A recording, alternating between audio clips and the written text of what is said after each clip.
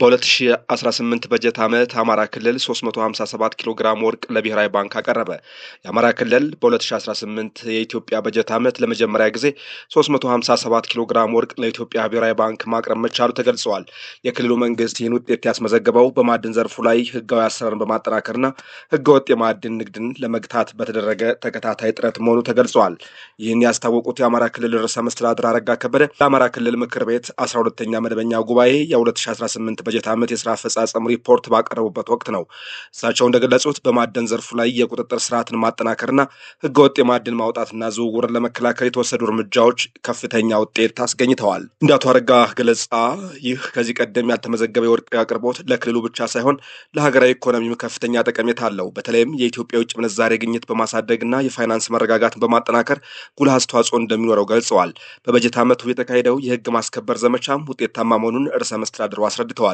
በዚህም 133500 ኪዩቢክ ሜትር በላይ ህገወጥ መንገድ የተቆፈሩ ማዕድናት ተይዘዋል። በተወሰዱ የህግ እርምጃዎች ከ27.19 ሚሊዮን ብር በላይ ገቢ ተሰብስቦ ወደ መንግስት ግምጃ ቤት መደረጉንም ጠቁመዋል።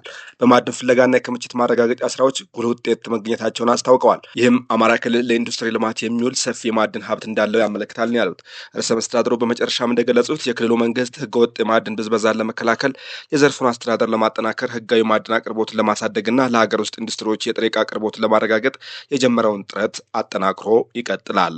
በቀጣይ መረጃችን የኢትዮጵያ ልማት ባንክ በግጭት ተጎጂ በሆኑ የአፋር የአማራና የትግራይ ክልሎች የሚገኙ ጥቃቅን አነስተኛና መካከለኛ ኢንተርፕራይዞችን ለመደገፍ 31 ሚሊዮን ዩሮ ዝቅተኛ ወለድ ያለው ብድር ሊያቀርብ መሆኑን አስታውቋል። የባንኩ የጥቃቅን አነስተኛና መካከለኛ ኢንተርፕራይዞችና አረንጓዴ ኢኮኖሚ ፕሮጀክት ዳይሬክተር ተፈራ በፍቃዱ እንደገለጹት ብድሩ በመጀመሪያ ደረጃ በ4 የንግድ ባንኮችና በአንድ የጥቃቅንና ፋይናንስ ተቋም አማካኝነት ይሰራጫል። የፋይናንስ ድጋፉ በማኑፋክቸሪንግ፣ በአገልግሎት፣ በንግድ፣ በኮንስትራክሽንና በግብርና ምርት ማቀነባበር ዘርፎች ላይ ለተሰማሩ ኢንተርፕራይዞች የሚውል ሲሆን በሴቶችና በወጣቶች የሚመሩ ድርጅቶች ቅድሚያ ይሰጣቸዋል። የልማት ባንክ ምክትል ፕሬዚዳንት አይዳ እርቅሁን በበኩላቸው ፕሮግራሙ በግጭት የተጎዱ ኢንተርፕራይዞችን መልሶ በማቋቋም የስራ ዕድል ለመፍጠርና አካታች የኢኮኖሚ እድገትን ለማፋጠን ከፍተኛ አስተዋጽኦ እንደሚኖረው ገልጸዋል። በ31 ሚሊዮን ዩሮ የሚደገፈው ይህ ፕሮግራም በአውሮፓ ህብረት፣ በጀርመን ልማት ባንክ የተደገፈ ሲሆን በግጭት ምክንያት ስራቸው የተስተጓጎለ ኢንተርፕራይዞች ወደ መልሶ ስራ ለማስገባት የፋይናንስ ተደራሽነታቸውን ለማሻሻል እና በየአካባቢዎቹ ዘላቂ የኢኮኖሚ ማገገምን ለማፋጠን እንደሚያግዝም ተገልጿል። በቀጣይ መረጃችን የኢትዮጵያ ማኑፋክቸሪንግ ምርቶች በዓለም አቀፍ ተወዳዳሪነታቸውን እያሳደጉ መምጣታቸውን የኢንዱስትሪ ሚኒስትሩ መላኩ አለበል ገለጹ።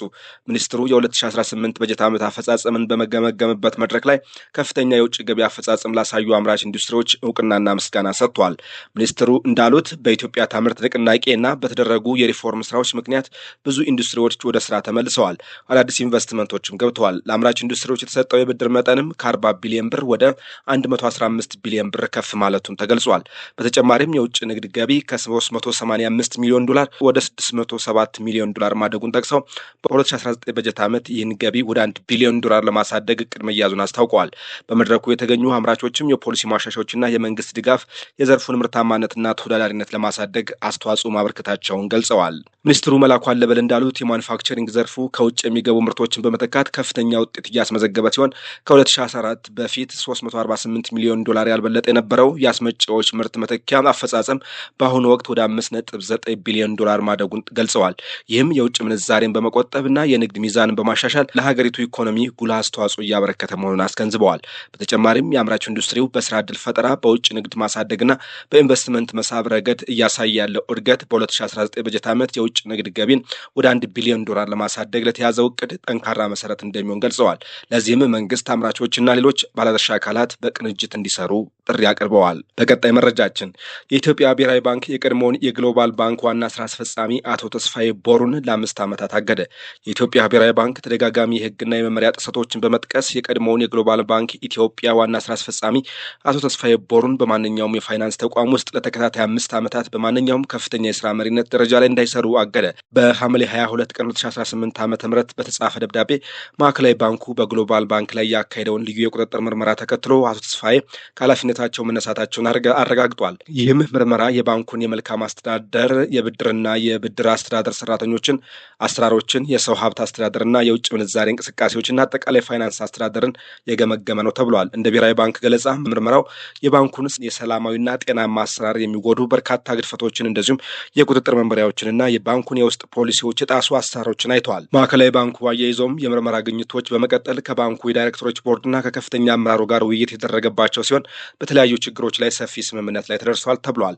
ግሎባል ባንክ በኋላ ላይ ለተለያዩ ግድፈቶች መፍትሄ የሚሰጥ ዝርዝር ምላሽ ከማስተካከያ ድርጊት መርሃ ግብሩ ጋር ቢያቀርብም ብሔራዊ ባንክ ግን የምርመራ ግኝቶች አሳሳቢነት ከአቶ ተስፋዬ የቀደመ ቁጥጥር መዝገብ ጋር ተደራርቦ ጠንከር ያለ የህግ እርምጃ መወሰዱን አስፈላጊ አድርጎታል ነው የተባለው።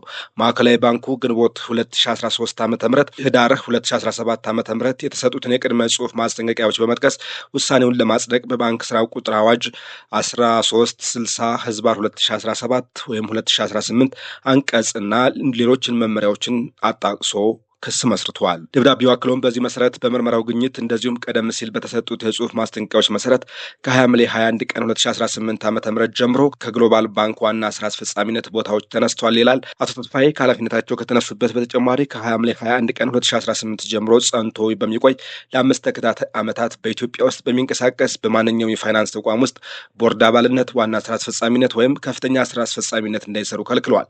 ይህ ቁጥጥር እርምጃ የተወሰደው ባለፈው ሳምንት በግሎባል ባንክ ዳይሬክተሮች ቦርድ ኃላፊነታቸው መባረራቸውን ተከትሎ ነው። ከአቶ ተስፋዬ ከግሎባል ባንክ ቦርድ ሰብሳቢ አቶ ዮሴፍ ጌታቸው እንደዚሁም ከኢትዮጵያ ብሔራዊ ባንክ ቁጥጥር ዳይሬክተር አቶ ፍሬዘር አያሌው አስተያየት ለማግኘት የተደረገው ጥረት አልተሳካም። ውድ የአዲስ ቢዝነስ ሚዲያ ቤተሰቦች ለሰዓቱ ያዝናቸው ዋና ዋና የቢዝነስ መረጃዎች እነዚህ ናቸው። መልካም ጊዜ ይሆንላችሁ።